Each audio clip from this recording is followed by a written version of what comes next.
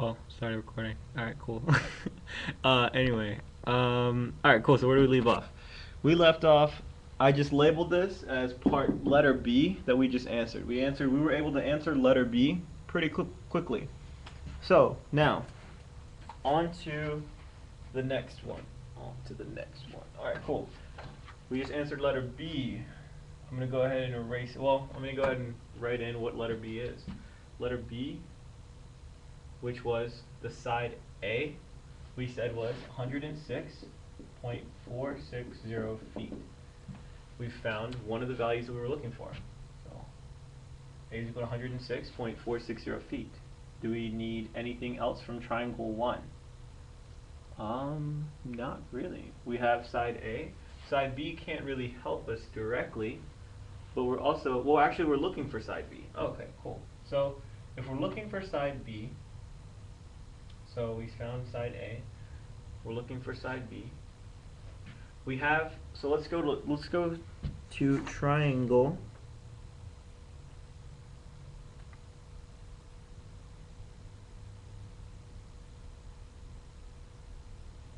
But let's use what we know from triangle number 1 to figure out what B is.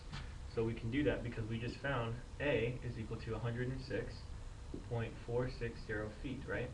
So we can figure out, since we have a side, since we already used the law of sines to figure out what A was, we can use the law of sines again to figure out what B is going to be. So let's do that.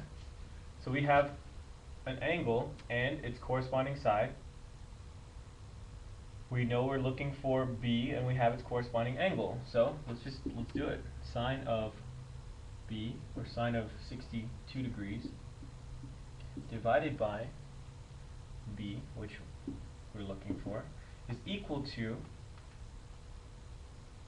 wait, we just solved for B, didn't we? Yes. No, we solved for A. Alright, cool. So sine of 62 degrees divided by B is equal to,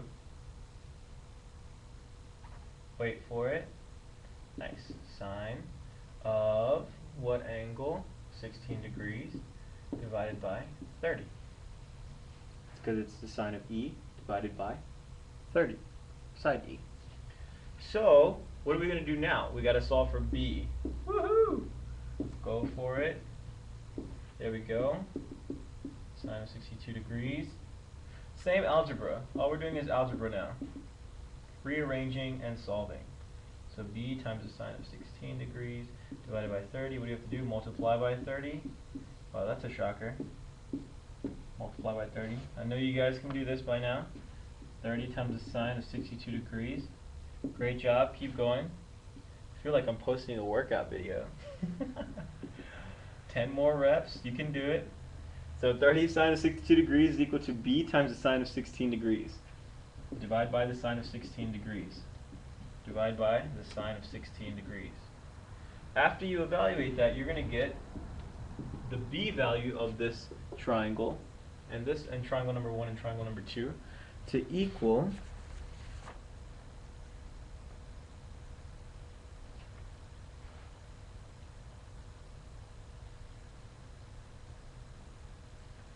96.100 feet, which we said was B, which was where observer number 2 was standing. So feet away from observer 2. So B is equal to 96.100 feet away from observer number 2. Well, what letter does that answer? That answers letter C. That's the distance from observer number 2. So this is letter C. That was pretty easy, right? Should be getting the hang of these. So that's letter C. Well, I'm going to go ahead and erase this. But anytime you need to go back, just don't hesitate to rewind the video. So, what else do we need? So we just found that B was 96.100 feet. Okay. Well, we know that that is what it is on both triangles, right? Yep. So what else do we need? We need C. Well, we have two of the angles. Can we figure out the third angle? Yes, we can. Yes, we can. Yes, we can. Alright, cool. Yes, we can. We can figure out the third angle by doing 180 degrees minus 62 degrees plus 90 degrees. What do we get? You get the measure of this angle to be 90 plus 62 is 152. 152 from 180 is 28 degrees. I'm pretty sure. Yes, 28 degrees is what you should get. If you have this angle, can you use it for anything? You don't really need to find that angle, but we did. So you're going to find out that sometimes you're going to find things that you don't even need. So let's say that we're looking for letter C, or side C. We have a side corresponding to an angle. Alright, well, we have the angle corresponding to the side we're looking for. We're going to use the law of sines. Sine of angle C, 62 degrees, divided by C is going to equal to the sine of angle A, which is 90 degrees. Well, the angle that we're calling, I didn't call this angle A because we already labeled angle A over back here on this first triangle. Let's just, like in the previous problem, let's just call this the sine of 90 degrees, divided by our side, which is 106.460 feet. Beautiful. So can we solve for C? Heck yeah. Field trip, we're going to do the same exact thing. Wow, surprise. Cool. So the sine of 62 degrees is equal to the sine of 90 degrees times C divided by 106.460 feet. You might be saying, alright, well, what am I going to do now? Just multiply by 106.460 feet on both sides.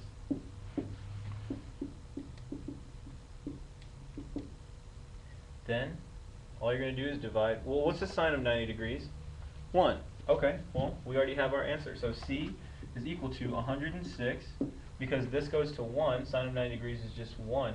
That's 1 times C, so C is going to be equal to 106.460 feet times sine of 62 degrees. What do you get? Well, you're going to get sine of 62 degrees, so should get 93, and you will, because I'm good like that. 93.999 feet. Booyah. Alright, so, oh yeah, joke.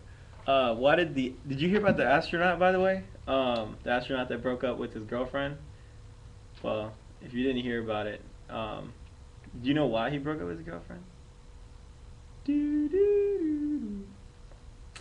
because he needed more space. Alright, that's supposed to be fun. Anyway, so 93.999 feet was letter C. That was the side C, which gave us letter A. Letter A. So this is 93.999 feet that the kite is above the ground. So if you just wrote this answer, if I didn't know that this was letter A and your variables were kind of confusing, then I would probably get confused. So it would be great, and I expect you to write that this is the height of the kite. You can't see that, but you should write height of the kite above the ground. Well, it's just the height of the kite, because you don't know how high he's holding the string above the ground. No, it goes straight to the ground, above the ground. Sweet. So, that's about it for what I'm going to do with these application problems. What am I going to expect from you? This is definitely on the common assessment. There's going to be one problem with the law of sines and the law of cosines, almost like extremely close to this. On your exam, you should expect to see a problem like this as a big chunk of a possible free response question, which your entire exam is free response. But this is going to be a significant part of your exam because it ties together everything, whether or not you understand the law of sines, the law of cosines. Most of the time, you're going to be using the law of sines. Why? Because you can, once you're given a certain amount of information, you should be able to figure out the rest using either the law of sines or law of cosines. Me, the way that I work the problems, and there's multiple ways that you could have worked these problems, is that I try to approach it using the law of sines, because if I can make it easier on myself and I can solve the same problem in a shorter amount of time, then that calls me a beast. I consider myself a beast compared to somebody who's going to spend another 10 more minutes to get the same exact answer and possibly make a mistake. So I want to solve it in the shortest, most accurate way possible. Definitely do whatever you can. Like if you have a side, try to figure out its angle, its corresponding angle, if you can. If you want to solve for that side, after you find out its corresponding angle, well, you can if you have a side and another corresponding angle that is already given to you, or that you can figure out, because you know what? Then you can use the law of sines. It's pretty cool stuff. Anyway, so what I would expect from you is that you're able to do these types of problems, and you do numbers 3, 4, and 5. Those are the ones I'm definitely going to be looking to you to make sure that you're able to do. If you if you need more practice, just reach out to me. Make sure that you follow these steps. Practice, practice, practice, practice, practice. That's the only way you're going to get stronger. The only way you're going to get stronger. Cool? I'm going to get some dinner. Deuces.